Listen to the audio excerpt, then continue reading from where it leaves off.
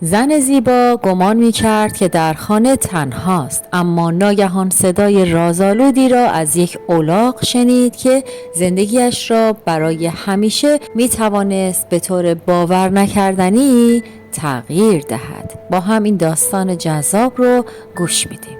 در روزگاران قدیم شهری کوچک اما پر جنب و جوش وجود داشت. شهری با کوچه های سنگفرش و خانه های گلی با سقف های کاهگلی که هر صبح بوی نان تازه از نانوایی ها به مشام می رسید و از باغ های کوچک گل های محمدی و یاسمن عطر مطبوعی در کوچه ها می پیچاند. در یکی از این محله ها زن زیبا و مهربانی به نام لاله زندگی می کرد. لاله نه تنها صورتی جذاب داشت، بلکه دلی پاک و مهربان نیز داشت. اما زندگی او سخت و پر از محدودیت بود، زیرا شوهرش مردی خسیس، بد اخلاق و بددل بود و اجازه نمیداد حتی لاله برای خرید نان نیز از خانه بیرون برود. شوهر لاله تاجر بود. یک روز که برای سفر تجاری از خانه رفت، لاله تصمیم گرفت در باغچه کوچک خانه قدم بزند و از هوای تازه لذت ببرد. در میان گلهای رنگارنگ ناگهان صدای عرعر یک الاغ به گوشش رسید. جلو رفت و دید یک الاغ خاکستری و نحیف تنها و گرسنه پای در خانه ایستاده است. لاله که دلش از مهربانی لبریز بود کمی کاه و آب برایش آورد و گفت بیا چیزی بخور، نگران نباش. الاغ ناگهان سرش را بلند کرد و به زبان آدمیان سخن گفت. ای بانوی نیکو، تو مهربانی و دلت پاک است. اگر مرا پناه دهی رازی بزرگ فاش خواهم کرد که زندگیت را دگرگون خواهد کرد. لاله شگفت زده شد و فکر کرد شاید خیال می کند، اما با خود گفت دل که پاک باشد شاید معجزه‌ای هم ممکن باشد. الاغ گفت مرا تا 3 شب در خانه پنهان کن و با هیچ کس سخنی مگو.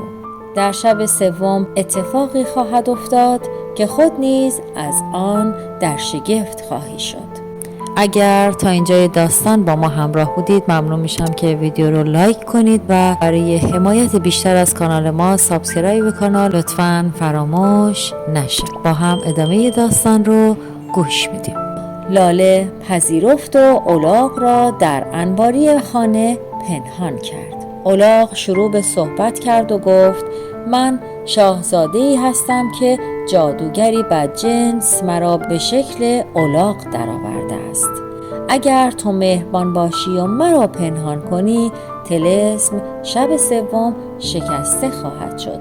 لاله از او پرسید چرا جادوگر این کار را با تو کرد؟ الاغ گفت به این دلیل که تاج و تخت من را می‌خواست و تنها کسی که دل پاکی دارد می‌تواند مرا آزاد کند. لاله با مهربانی گفت نگران نباش، تو را پنهان خواهم کرد و به هیچ کس نمیگویم. آن شب لاله و الاغ ساعتهای زیادی صحبت کردند. الاغ داستانهای قصر و تاج و تخت و داستانهای شنیدنی از سرزمینهای دور برای او تعریف کرد. لاله نیز با شنیدن هر کلمه شگفت زده میشد و دلش میخواست که زودتر آنجا را ببیند. شب 2 صدای الاغ کمی بلند شد و همسایه ها کنجکاو شدند و یکی گفت لاله این صدای چیست؟ لاله لبخند زد و گفت صدای باد و برگ هاست، چیزی نیست همسایه. الاغ به لاله گفت بانوی نیکو، فردا روزی بزرگ است، باید شجاع و صبور باشی و هیچ ترسی به دل راه ندهی. لاله هرچند دلش می‌لرزید اما با آرامش لبخند زد و گفت می‌ترسم اما به تو اعتماد دارم.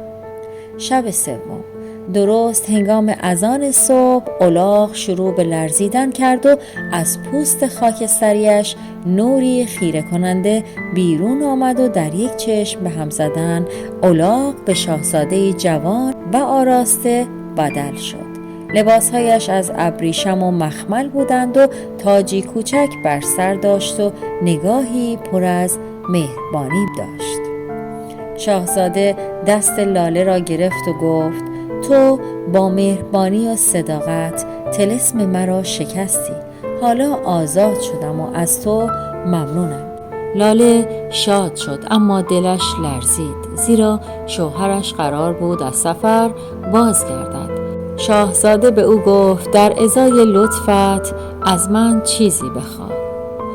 لاله اندکی فکر کرد و از او چیزی طلب کرد که شاید شاهزاده هم نمیتوانست آن را انجام دهد، اما خواسته خود را به او گفت. لاله گفت: من همسر مردی هستم که بسیار خسیس و بد اخلاق است و اصلا اجازه نمیدهد من از خانه بیرون بروم. زندگی برای من خیلی سخت شده است. در زندگی ما نه محبتی وجود دارد و نه علاقه‌ای و روزها را همینطور بدون امید پشت سر میگذارم. میتوانی مرا از این زندگی نجات دهی؟ شاهزاده اندکی فکر کرد و به او گفت: آیا با من ازدواج میکنی؟ دختر مات و مبهوت به او نگاه کرد. گفت: آخر چگونه؟ شاهزاده گفت: فقط به من بگو آری یا نه. و زن گفت: اگر مرا نجات دهی آری، چرا که نه. شما مرد خوب و مهربانی هستی و هر زنی آرزوی داشتن همسری این چنین است. خلاصه در همان لحظه مرد خسیس برگشت و در را باز کرد و با صحنه‌ای روبرو شد که همسرش در کنار شاهزاده زیبا ایستاده بود. مرد مات و مبهوت شد. لاله لبخند زد و گفت: این الاغ زمانی شاهزاده بود و من با مهربانی و دل پاک توانستم او را آزاد کنم. حالا نوبت توست که درس مهربانی یاد بگیری. در همان روز مردم محله که از ماجرا با خبر شده بودند آمدند و شاهزاده و لاله را تحسین کردند. شاهزاده رو به مرد کرد و گفت: من در ازای همسرت به تو مالی هنگفت عطا خواهم کرد در صورتی که این زن را آزاد کنی. مرد در چشمانش برقی نمایان شد و با خوشحالی قبول کرد و خیلی زود همسرش را طلاق داد.